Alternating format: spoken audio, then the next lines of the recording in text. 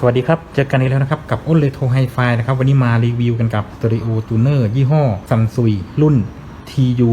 107 Mark II นะครับตัวนี้นะครับหน้าปัดทำมาจากอลูมิเนียมนะครับชุบอะโนไดซ์สีดำสวยงามมากนะใช้ไฟ100 โวลต์นะครับเครื่องใช้งานได้ปกตินะครับ FM เราจูนคลื่นไทยให้เรียบร้อยแล้วนะครับหน้าปัดเป็นคลื่นสั้นนะครับไฟสเตอริโอติดนะทูนนิ่งทำงานนะครับ FM ที่ดีนะครับไฟสเตอริโอต้องติดนะครับถ้าไฟสเตอริโอเครื่องไหนไม่ติดนะครับท่านจะได้ยินเสียงที่ออกเป็นเสียงโมโนนะครับไม่ใช่เสียงสเตอริโอนะฮะระบบมิวติ้งตัดเสียงซ่านะครับทำงานนะฮะท่านใดหาจูเนอร์เอาไว้ใช้งานเอาไว้ฟังเพลงฟังข่าวนะครับตัวนี้ตอบโจทย์เลยครับสวยงามมากนะฮะตัวเครื่องมีหูหิ้วด้านข้างนะครับจะถอดออกหรือว่าจะใส่หูหิ้วก็ได้นะครับตอนเราแพ็คส่งเนี่ยเดี๋ยวเราจะถอดหูหิ้วออกมาข้างนอกไว้ให้นะครับเพราะว่าไม่งั้นขนส่งอาจทำปีกหูหิ้วพังได้นะตัวนี้นะครับสวยงามคลาสสิกเลยนะครับรับได้ดีมากเลยนะครับเสียงดีนะครับเราไปดูกันนะครับว่า FM ของเรานะครับที่จูนเนี่ยรับดีเสียงดีขนาดไหนนะครับอยากให้น้องร้องหัวหูที่อยู่ทั้งวันแต่เดียวให้ใครคนมันอดทนอดกลั้นตอนนี้เราทดสอบ FM นะครับ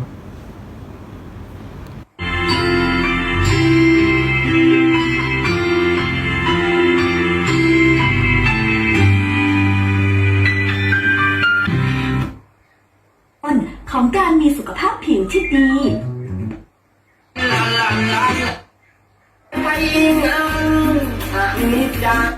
นิสัยนี่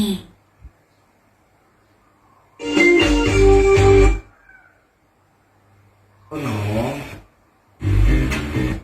ตัวมันเราอีก็สวัสดีค่ะหายใจเธอข้อมูลสำคัญ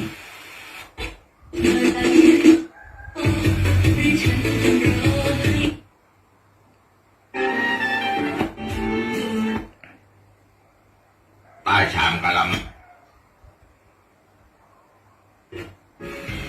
Big FM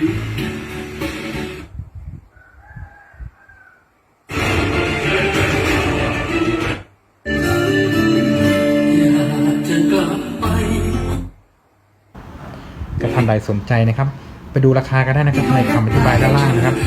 มีที่อยู่ติดต่อไว้ให้เรียบร้อยแล้วนะครับแล้วก็ในเพจของเรานะครับเพจอุ้นเลโทไฮไฟนะครับเข้าไปดูรายละเอียดของเครื่องนี้กันได้นะครับเจอกันใหม่คลิปหน้านะครับสำหรับวันนี้ลาไปก่อนครับสวัสดีครับตัวนี้เป็นการทดสอบ AM นะครับต้องนาฟังรายการเจาะลึกสุขภาพนะครับท่านรักษาสุขภาพ